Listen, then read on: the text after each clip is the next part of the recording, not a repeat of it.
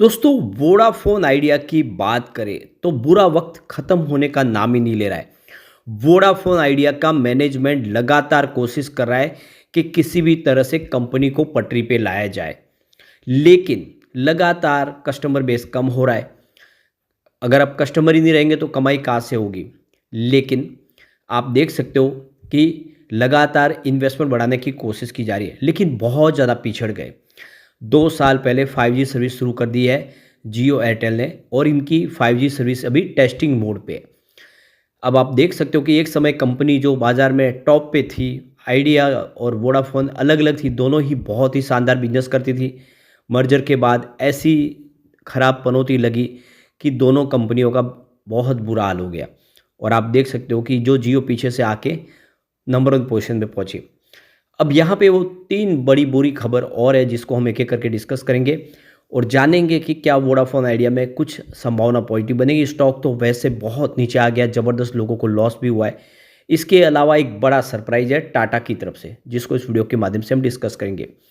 लेकिन फ्रेंड्स, उससे पहले अगर आप पहली बार हमारे चैनल पे आए तो चैनल को सब्सक्राइब कर दीजिए, एक बेल आइकॉन दबा दीजिए ताकि जब भी नया वीडियो बने पहला नोटिफिकेशन आपको मिले। वीडियो पसंद आए तो लाइक से ज़रूर कीजिए। चलो फ्रेंड्स, वीडियो स्टार्ट करते हैं। मैं हूँ आपका दोस्त एस बी दवे और हमारे अपने चैनल ऑनलाइन कमाई में आपका बहुत बहुत स्वागत है। तो सबसे पहले वोडाफोन आइडिया के कारोबार की बात कर ले तो फ्राइडे को देख सकते हो कि स्टॉक की शुरुआत ही निगेटिव हुई 7.42 पर। क्लोजिंग गुरुवार की 7.47 के आसपास था। शुरुआत कमज़ोर हुई और 7.35 का इंट्राडे में लो भी बन गया, नीचे गया स्टॉक काफ़ी, लेकिन वही 7.59 का हाई भी बना। यानी स्टॉक के अंदर गिरावट भी हुई और तेज़ी भी कुछ देखने को मिली। वैसे अप डाउन सीमित दायरे में था, कोई बड़ा नहीं था, और अंत में जो क्लोजिंग है वो भी बिल्कुल फ्लैट ही रही 7.47 पर, जो गुरुवार की क्लोजिंग थी।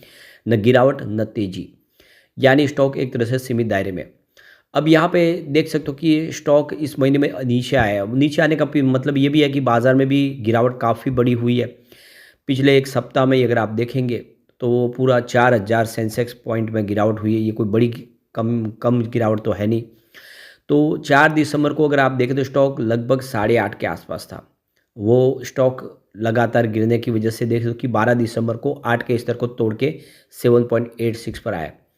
उसके बाद लगातार इसमें कमजोरी बनी हुई है और नतीजा ये कि 7.5 के आसपास आया, यानी 8.5 से 7.5, तो नीचे आया काफ़ी। और आप देख सकते हो कि दबाव देखने को मिल रहा है। वॉल्यूम इसमें लगातार अच्छा होता है क्योंकि इसके पास बहुत ज़्यादा शेयरों की संख्या भी है, इसीलिए वॉल्यूम टॉपर रहता है। और देख सकते हो कि फ्राइडे को भी अच्छा वॉल्यूम रहा। पिछले एक महीने पहले इसका 58 करोड़ का वॉल्यूम था, सामने 16 करोड़ की डिलीवरी उठाई गई थी। 1 वीक पहले 37 करोड़ का वॉल्यूम था और 10 करोड़ की डिलीवरी उठाई गई थी। और यहाँ पे आप देख सकते हो कि गुरुवार को 32 करोड़ का वॉल्यूम था, 7 करोड़ की डिलीवरी उठाई गई थी। और फ्राइडे को भी 32 करोड़ का ही वॉल्यूम हुआ। लगभग एक जैसे वॉल्यूम में काम काज हो रहा है और काफ़ी भारी वॉल्यूम में काम काज हो रहा है। अब जो बड़ी अपडेट निकल के आ रही है, अक्टूबर मंथ के जो नए ट्राई के telecom regulatory authority of India की तरफ से जो आंकड़े जारी किए गए, वो बहुत ज़्यादा चौंकाने वाले हैं। भारती एयरटेल ने 19 लाख नए सब्सक्राइबर जोड़े हैं और वो 19 लाख सब्सक्राइबर आइडिया ने लूज किए। यानी आइडिया के जो कस्टमर थे वो सारे भारतीय एयरटेल की तरफ शिफ्ट होते हुए दिखाई दे रहे हैं। तो यहाँ पे देख सकते हो कि जो भारतीय एयरटेल का सब्सक्राइब बेस है वो 19.28 लाख करोड़ यूजर्स का आपको देखो बढ़ता हुआ दिखाई देगा। और जबकि सितंबर में यहाँ पे देख सकते हो कि 14.35 लाख यूजर्स उनके लॉस हुए थे, कम हुए थे। तो सितंबर मंथ की भरपाई पूरी की पूरी देख सकते हो कि यहाँ पे इन्होंने अक्टूबर मंथ में कर ली और ज़बरदस्त यहाँ पे अपनी सब्सक्राइबर में वृद्धि की है। तो ये देख लो कि जो टेलीकॉम रेगुलेटरी अथॉरिटी की तरफ से जो नया डाटा जारी किया गया उसमें इसकी जानकारी निकल कर आई है। रिलायंस जियो की संख्या कम हुई है। यहाँ पे देख सकते हो कि 37.60 लाख जो शेयर है, जो सब्सक्राइबर है वो कम हुए। वैसे सितंबर में भी आप देखें तो 79.7 लाख यूजर्स इनके कम हुए थे, सब्सक्राइबर की संख्या घटी थी। तो यहाँ पे रिलायंस को भी झटका लगा है। बेनिफिट में एयरटेल है, रिलायंस को भी जो सब्सक्राइबर है लगातार कम हुए। तो ये देख सकते हो कि इसके पीछे सबसे बड़ा एक रीज़न ये भी है कि इन्होंने अपनी जो टैरिफ है उसको बहुत ज़्यादा हाइक कर लिया है, जिसकी वजह से जो लोग घर में 3 या 4-4 हैंडसेट यूज़ करते थे, अलग-अलग सिम इस्तेमाल करते थे, उनमें उन्होंने कमी करनी शुरू कर दी क्योंकि खर्च बढ़ गया है। हर घर से आप देखें तो पहले बहुत सारे सेट हुआ करते, एक-एक आदमी के पास 2-2 मोबाइल या फिर 3 भी होते थे। अब उन्होंने उसको कम करना शुरू कर दिया है क्योंकि हर किसी को इस समय जो प्राइस है वो काफ़ी ज़्यादा लग रही है। तो ये प्राइस हाइक करने का नतीजा है कि कस्टमर कम होने लगे हैं। यहाँ पे वोडाफ़ोन आइडिया ने भी 19.77 लाख जो अपने जो कस्टमर है वो यहाँ पे कम हुए। सितंबर में ये 15.5 लाख यूजर्स थे जो कम हुए थे। इस बार उनकी संख्या और बढ़ गई है। तो ये देख सकते हो कि इस समय जो मार्केट शेयर है वोडाफ़ोन आइडिया का वो 18.30% के आसपास है। तो कुल मिला के देख सकते हो कि वोडाफ़ोन आइडिया को तो बड़ा झटका लगा है। अभी तक उनकी सर्विस शुरू भी नहीं हुई है। तो उस वजह से भी कस्टमर उनकी तरफ इतने नहीं आ रहे और अब देखिए टैरिफ हाइक की वजह से भी कस्टमर कम हो रहे। यहाँ पे देख सकते हो कि बीएसएनएल को फ़ायदा हुआ है। बीएसएनएल को करीब देख सकते हो कि यहाँ पे 5 लाख नए सब्सक्राइबर इनको मिले हैं और यहाँ पे देख सकते हो कि सितंबर में उनको 8.5 लाख नए देख सकते हो सब्सक्राइबर मिले थे। इस बार वो कम हुए ज़रूर है लेकिन प्लस है, बढ़ रहे सब्सक्राइबर, कम नहीं हो रहे।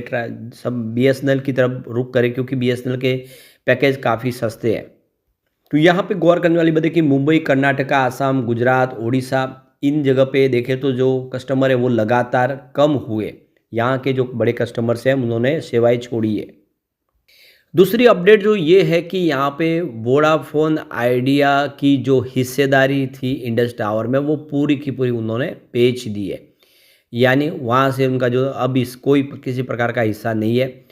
पहले आपको पता होगा कि वोडाफ़ोन आइडिया इंडस टावर में भी पार्टनर थे और एयरटेल भी थे, लेकिन अब वोडाफ़ोन आइडिया ने अपनी जो 3% की स्टेक थी उसकी हिस्सेदारी भी बेच दी है। तो अब जो देखो कि भारतीय एयरटेल लिमिटेड वोडाफ़ोन शेयरधारकों और इंडस टावर के बीच वोडाफ़ोन के अधिकारों और दायित्वों के संबंध में शेयरधारक का जो समझौता था वो समाप्त हो चुका है। एक्सचेंज फाइलिंग के अनुसार वोडाफ़ोन के शेयरधारकों Al Amin investment limited, Asian telecommunication investment Mauritius और इसके अलावा trans crystal limited, Vodafone telecommunication India limited और सीआईए मॉरिशस, इन्होंने अपनी हिस्सेदारी बेच दी है।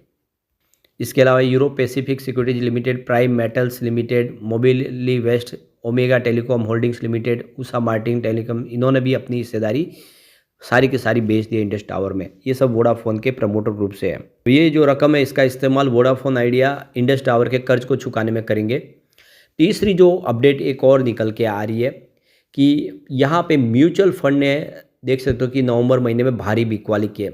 नवंबर में उन्होंने वोडाफ़ोन आइडिया के करीब देख सकते हो कि करोड़ों शेयर बेचे हैं। प्राइम डेटाबेस की रिपोर्ट बताती है कि वोडाफ़ोन आइडिया में म्यूचुअल फंड ने नवंबर में करीब 16.39 करोड़ के शेयर बेच दिए। उनकी हिस्सेदारी अक्टूबर के मुकाबले देख सकते हो कि 310 करोड़ जो शेयर थे गिर के 293 करोड़ पे आ गई है।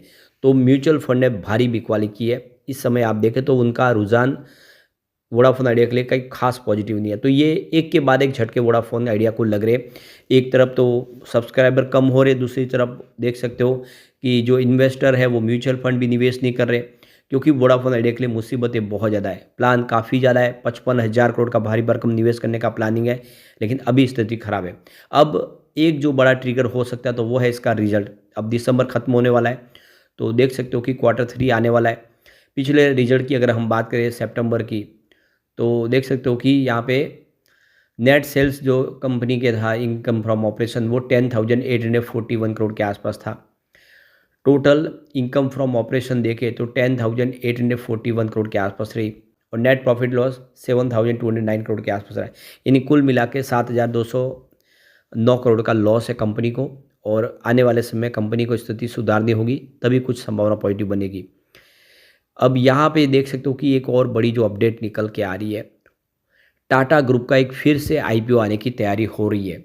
तो आपको ये पता ही होगा कि अभी टाटा टेक्नोलॉजी का आईपीओ आया जिसने आईपीओ लिस्टिंग में लोगों को ज़बरदस्त रिटर्न दिया। वैसे लिस्टिंग के बाद तो फ़ायदा नहीं हुआ लेकिन उस समय बेहतर रिटर्न मिला। अब फिर से यहाँ पे टाटा कैपिटल के आईपीओ की तैयारी हो रही है और ये आईपीओ का साइज़ 15,000 करोड़ रुपये के आसपास हो सकता है, काफ़ी बड़ा। और अभी देख सकते हो कि यहाँ पे शुरुआती और सेकेंडरी शेयर बिक्री के मिश्रण में शामिल हो सकता है, यानी फ्रेश शेयर भी होंगे और सेकेंडरी शेयर भी इशू किए जा सकते हैं। सिरिल अमरचंद मंगलदास और कोटक महिंद्रा कैपिटल को यहाँ पे सलाहकार के रूप में नियुक्त किया गया है। इसके अलावा रिपोर्ट में कहा गया कि अन्य निवेश बैंकों से बातचीत की जा रही है। तो ये देख लो कि टाटा सन्स के पास टाटा कैपिटल की 92.83% की हिस्सेदारी है। बाकी अधिकांश शेयर टाटा समूह की कंपनियों और ट्रस्टों के स्वामित्व में है। तो फिर से एक मौका आ रहा है टाटा में निवेश करने का। तो ये आईपीओ लाने के पीछे वजह की एनबीएफसी को देख सकते हो कि बाज़ार में लिस्ट होने की अभी नियम है और इसीलिए ज़रूरी है कि वो अभी आईपीओ उनको लाना होगा। एनबीएफसी के लिए नियम बनाया गया है आरबीआई की तरफ से। तो टाटा कैपिटल का आईपीओ आने की तैयारी हो चुकी है, एक फिर से मौका आ रहा है। लेकिन फ्रेंड्स, कोई भी इन्वेस्टमेंट करने से पहले अपने फाइनेंशियल एडवाइज़र से एडवाइस ले लें या फिर अपना खुद का रिसर्च करें, क्योंकि मैंने वीडियो आपके एजुकेशनल पर्पज़ के लिए ही बनाए। वीडियो पसंद आए तो लाइक से ज़रूर कीजिए और चैनल को सब्सक्राइब कर दीजिए। Thank you friends.